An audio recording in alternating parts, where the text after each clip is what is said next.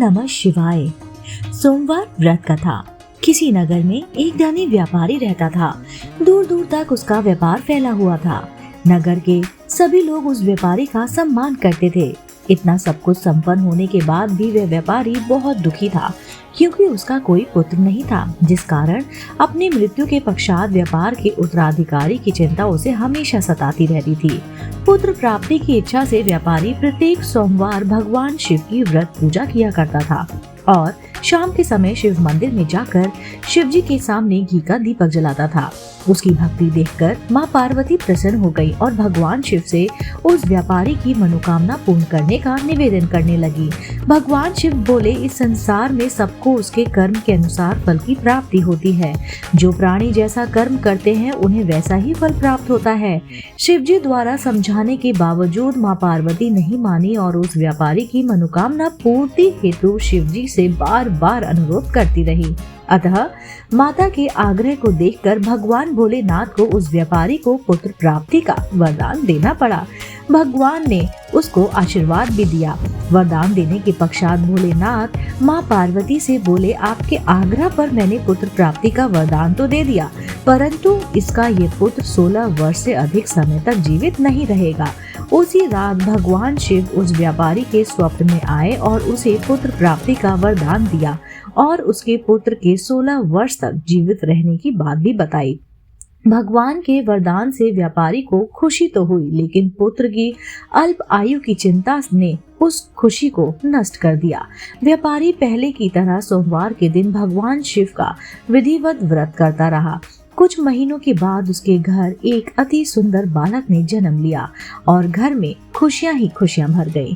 बहुत धूमधाम से पुत्र जन्म का समारोह मनाया गया, परंतु व्यापारी को पुत्र जन्म की अधिक खुशी नहीं हुई, क्योंकि उसे पुत्र की अल्प आयु के रहस्य का पता था। जब पुत्र 12 वर्ष का हुआ तो व्यापारी ने उसे उसके मामा के साथ पढ़ने के लिए वाराणसी भेज दिया।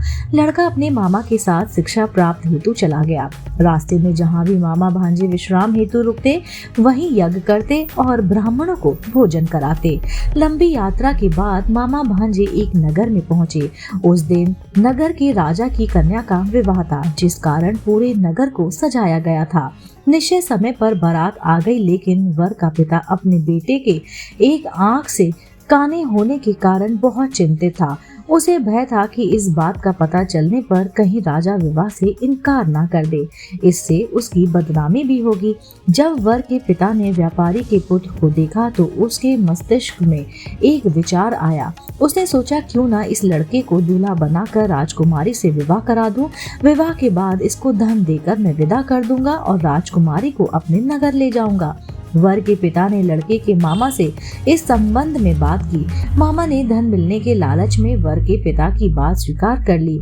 लड़के को दूल्हे का वस्त्र पहनाकर राजकुमारी से विवाह करा दिया गया। राजा ने बहुत सारा धन देकर राजकुमारी को खुशी खुशी विदा किया। शादी के बाद लड़का जब राजकुमारी के साथ लौट रहा था तो वह सच नहीं छिपा सका और उसने राजकुमारी के ओढ़नी पर लिख दिया, राजकुमारी, तुम्हारा विवाह मेरे साथ हुआ था। मैं तो वाराणसी पढ़ने के लिए जा रहा हूँ और अब तुम्हें जिस नवयुवक की पत्नी बनना पड़ेगा वह कान्हा है। जब राजकुमारी ने अपनी ओढ़नी पर लिखा हुआ पढ़ा तो उसके काने लड़के के साथ जाने से इनकार कर दिया। राजा को जब ये बात की पता लगा तो उसने राजकुमारी को महल में ही रख लिया। उधर लड़का अपने मामा के साथ वाराणसी पहुंच गया और गुरुकुल में पढ़ना शुरू कर दिया।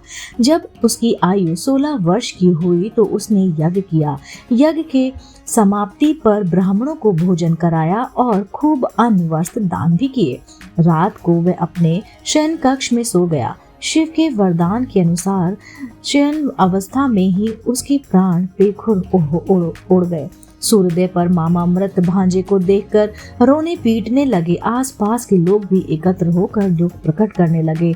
लड़के के मामा के रोने विलाप करने के स्वर समीप से गुजरते हुए भगवान शिव और माता पार्वती जी ने सुना। माता पार्वती ने भगवान से कहा, प्राणनाथ, मुझे इसके रोने के स्वर सहन नहीं हो रहे हैं, आप इस व्यक्ति के कष्ट को अवश्य दूर करें। भगवान शिव माता पार्वती के साथ अदृश्य रूप में समीप जाकर देखा तो भोलेनाथ माता पार्वती से बोले, यह तो उसी व्यापारी का पुत्र है जिसे मैंने 16 वर्ष की आयु का वरदान दिया था। इसकी आयु पूरी हो गई है। माँ पार्वती ने फिर भगवान शिव से निवेदन कर उस बालक को जीवन देने का आग्रह किया। माता पार्वती के आग्रह पर भगवान शिव ने उस लड़के को जीवित होने का वरदान दिया और कुछ ही पल में वह जीवित होकर उठ बैठा। शिक्षा प्राप्त करके लड़का मामा के साथ अपने नगर की ओर चल दिया। दोनों चलते हुए उसी नगर में पहुंचे जहां इसका विवाह हुआ था। उस नगर में भी यज्ञ का आयोजन किया। समीप से गुजरते हुए नगर के राजा ने यज्ञ का आयोजन देखा और उसने तुरंत ही लड़के और उसके मामा को पहचान लिया। यज्ञ के समाप्त होने पर राजा मामा और लड़के को महल में ले गए और कुछ दिन उन्हें महल में रखकर बहुत सा धन वस्त्र आदि देकर राजकुमारी के साथ खुशी खुशी विदा भी कर दिया।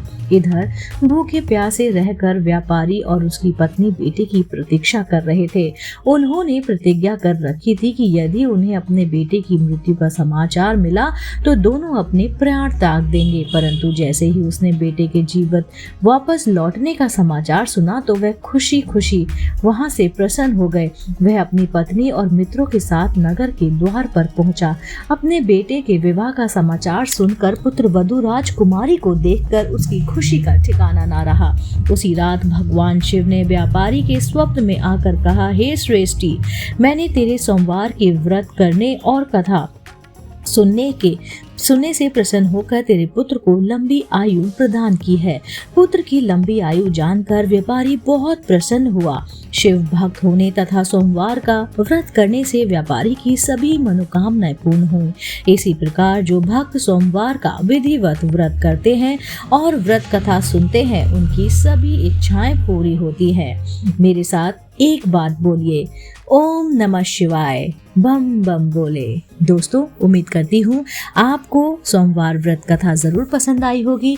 अगर आप भी ऐसे ही नई जानकारी, नई कहानियाँ, रोचक कहानियाँ सुनना पसंद करते हैं तो आप मेरे चैनल आध्यात्मिक कहानियों को तुरंत से लाइक कीजिए, शेयर कीजिए और सब्सक्राइब कीजिए।